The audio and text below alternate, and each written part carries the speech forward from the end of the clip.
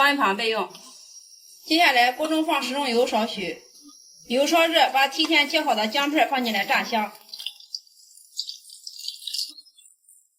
炒香之后老抽不要，这样不喜欢吃姜的就吃不到它了，有姜的香味就足够了。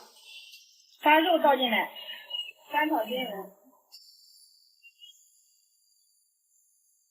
把肉炒至断生。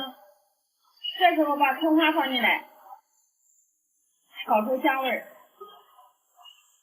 炒香之后，把胡萝卜、杏鲍菇放进来，翻炒均匀。